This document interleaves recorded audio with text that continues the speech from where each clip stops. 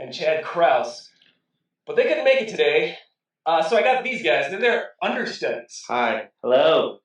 So what happened to Basil and Chad? Well, it's a long story. They were on their way here, and for those that don't know, Basil Shaw III, I mean, sure, people do, and Chad Krause are very famous, world famous thespians. They were on their way here. They saw a puppy on the side of the road. Right. It was badly injured and diseased. That's terrible. And they immediately procured, help for it. But they wanted to see it all the way the process all the way through. So they got it fixed up. They're now having it adopted. Yep. And they're having all of that's how they do things. That once they get involved, they see everything to the end. They probably will, make sure that it has puppies and then adopt those. Yes. And probably start some kind of puppy farm. Well, what does that mean for the rest of your tour? Because I know you have several dates. We do. We were on a world tour, but they never miss shows. That's the thing. They'll be there. They are, as I'm sure you're familiar. They are very committed to their craft. Yes. Over 500 plays. Yeah, 500. Really? They perform. They performed over 500 separate 3-act plays over the 17 years that we've been there Understudies.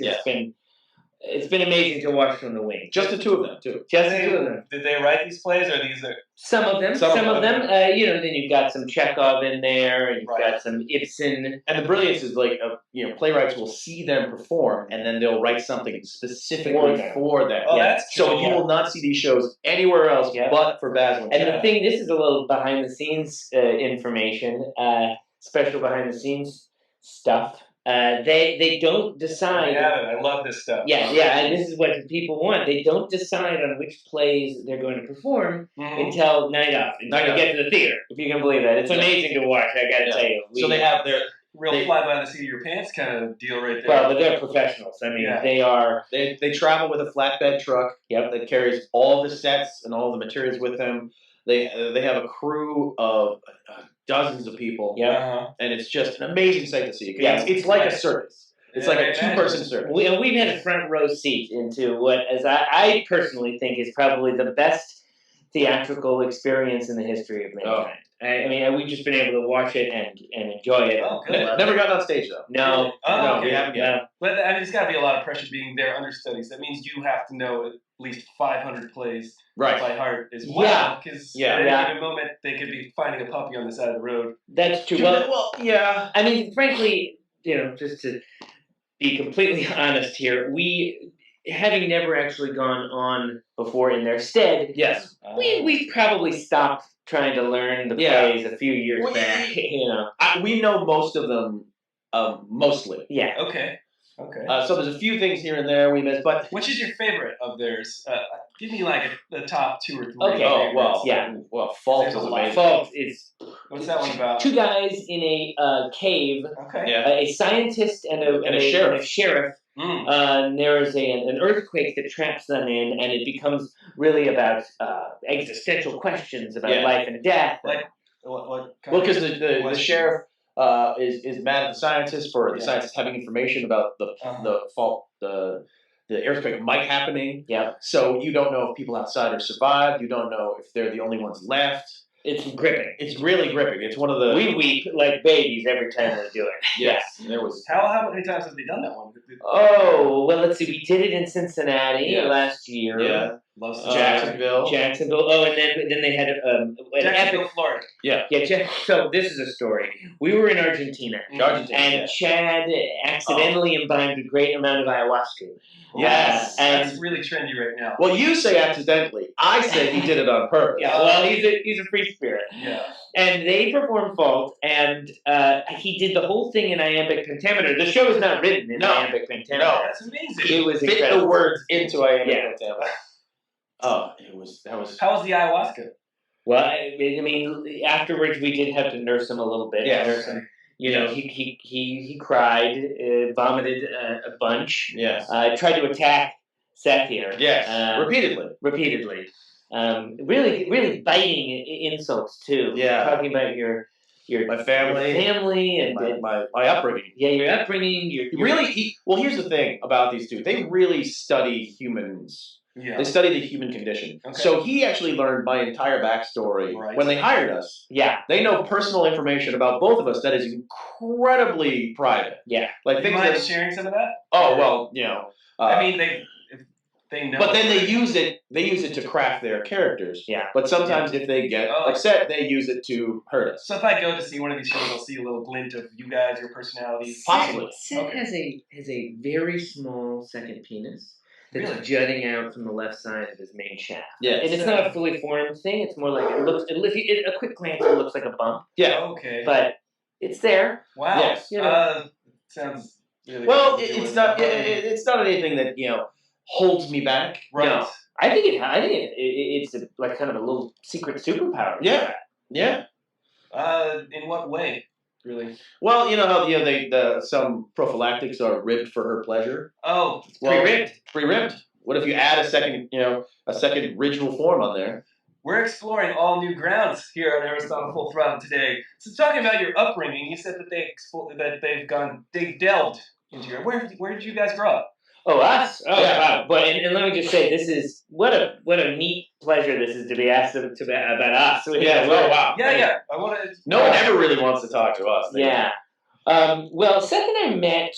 Originally. Yeah. Well, we actually met at a summer theater camp. Yes. In upstate Michigan. Yes. And I was performing in As You Like It. Yes. And you were doing... that's Shakespeare. Yeah, I was performing... I should say by performing, I was an understudy. Oh, okay. I was understudying Hamlet. Yeah. Lovely. You've made a whole career of this, I see. Oh, yeah. I mean, to be an understudy is It's an art. It's an honor and an art form. Yeah. Because you have to be there to support.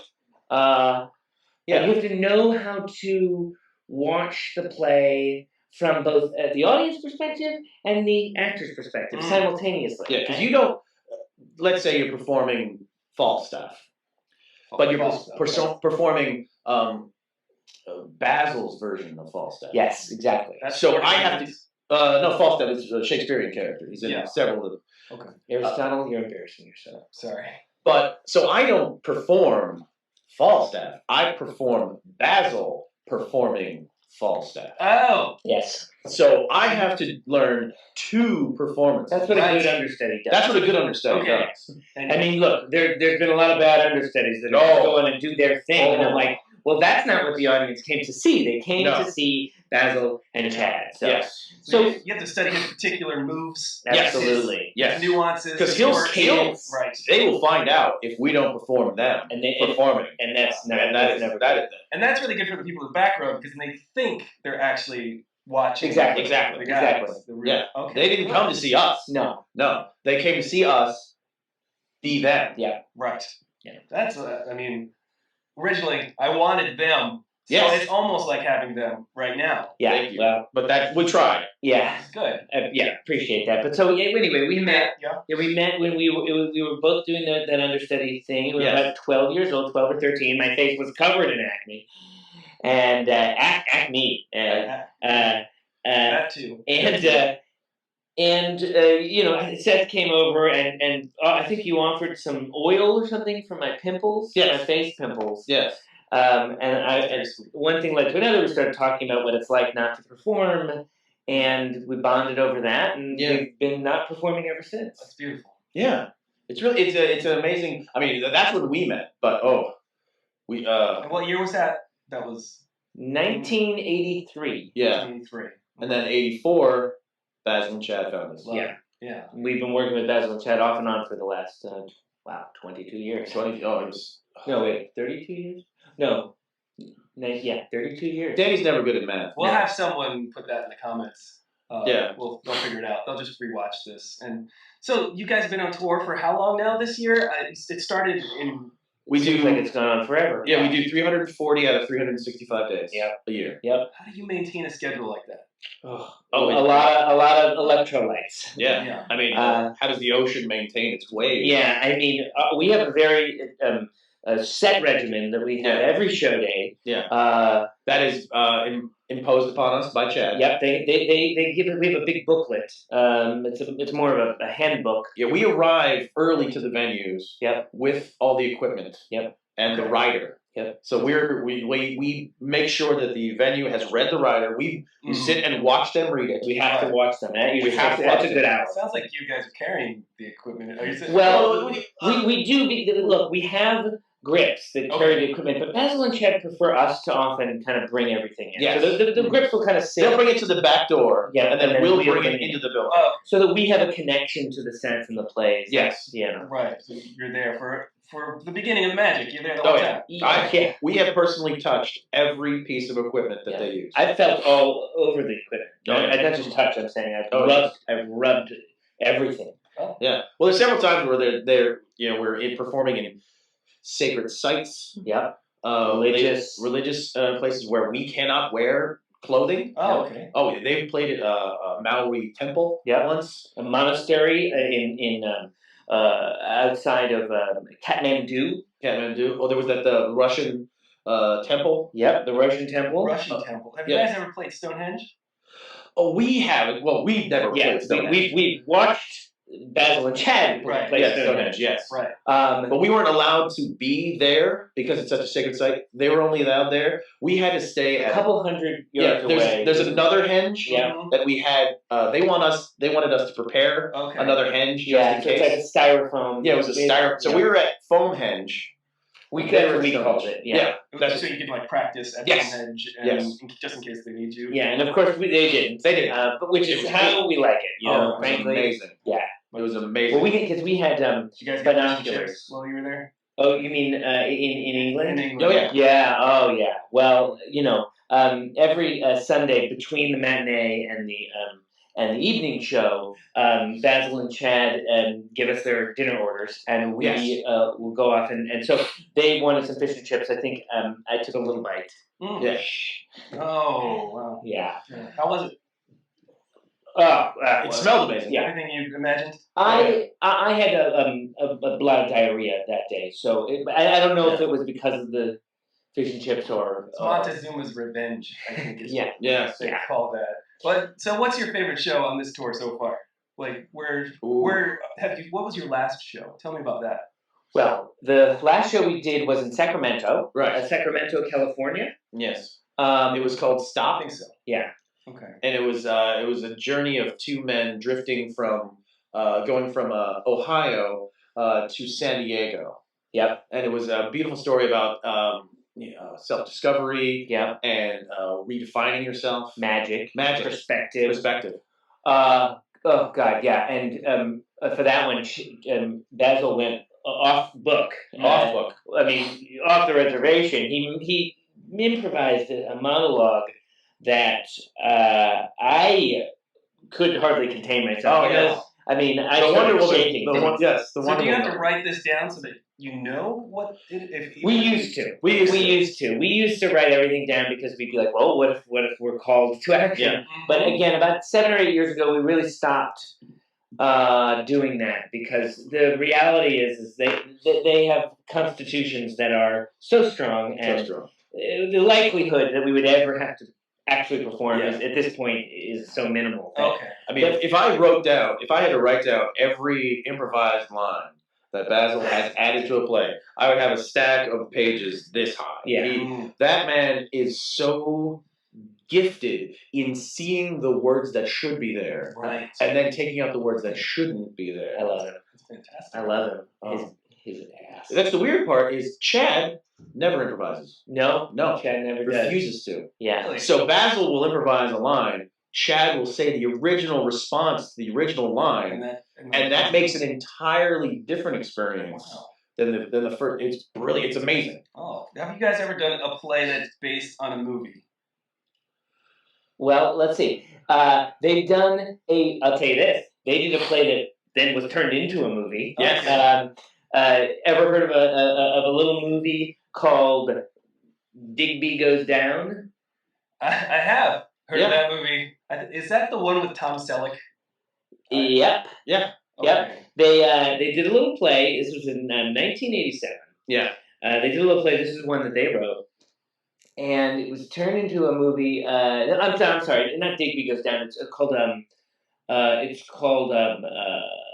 Forrest Gump. Forrest Gump, right? Oh, yeah. Digby Goes Down, different one. This one's called Forrest Gump. I haven't heard of that one. They performed it, and someone was in the audience. I don't remember who. It was the author because it went. They did the play, and the author wrote a book, and then the movie is based on the book, which changed some of the elements from the play, which I don't actually. I think the original play was far superior. You can't change genius. What was the worst change that you think they made for that? Well, in the I hate when they change too much. Yeah. In the play, the main character, Forrest Gump, was crucified on a cross. Right. In the third act. Yes. Which I thought was a bold statement. Bold and haunting. Literally, they had a big cross there. This man had met Nixon. Yep. He had played ping pong. He'd done all these things. Finally, you're realizing that he is a Christ figure. Christ-like figure. By this end element. But no, now it's just he, just continues on his shrimp boat ways. Yeah. And that just defeats the Not entire thing. No. Yeah. That sounds more like a Mel Gibson type of approach. Well, look. Don't even mention Mel Gibson around Basil and Chad. Oh, really?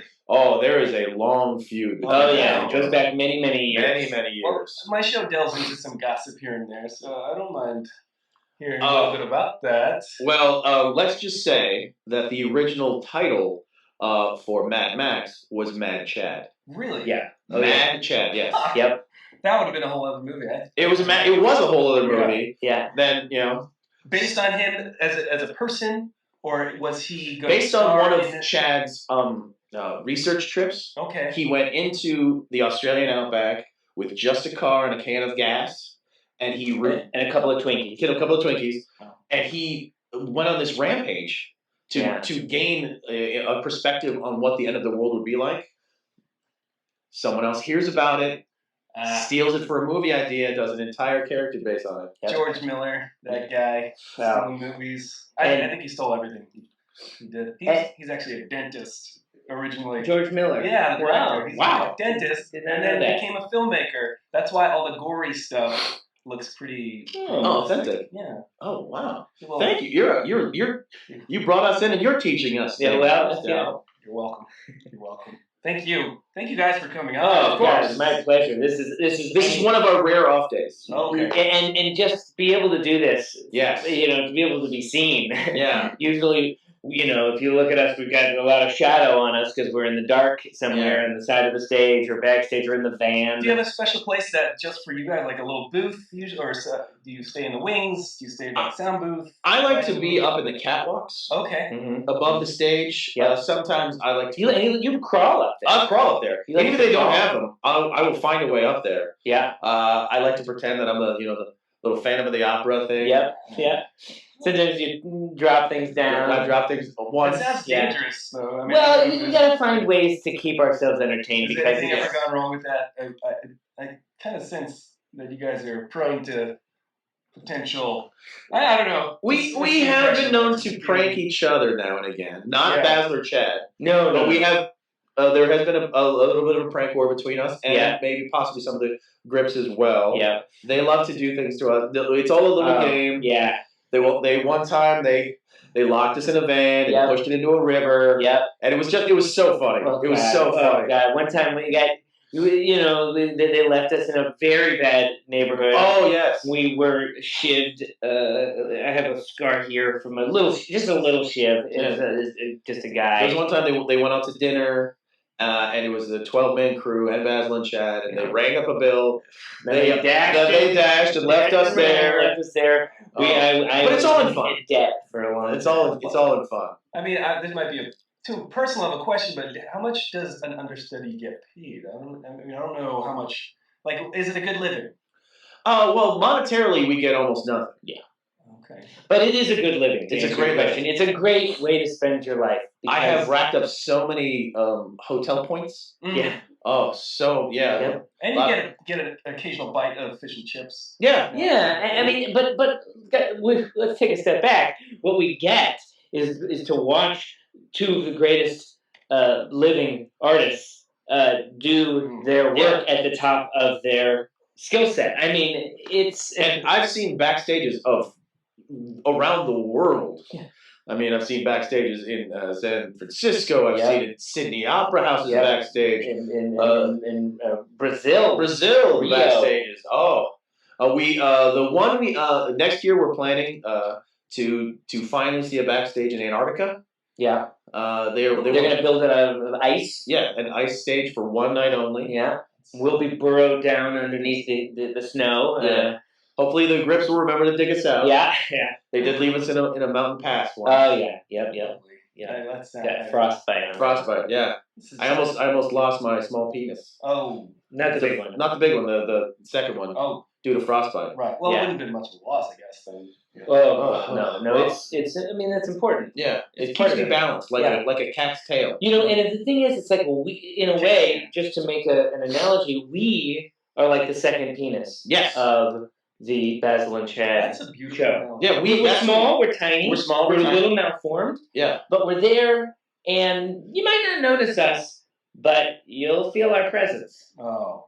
Well, I think that's a lovely way to end this beautiful interview. Excellent. With Seth Brown and Danny Jacobs, the Understudies, who can be seen improvising entirely a 3-act play at the ACME Hollywood Underground. Or is that the name of the ACME Hollywood Theater? Yeah. This October 20th and November 17th. You can check out their links to their Facebook and their Twitter down below. And subscribe to this channel. Check these guys out. Yes. They're hilarious. I've seen their show several times. And both of my sides have been split. That seems bad. That seems, yeah. Both. It was probably not much worse than a tiny show. That's fair. Yeah, tiny show. So thank you guys so much for joining us. Definitely subscribe to this channel. I'm Aristotle Full Throttle, your bro with the fro and the no. Oh.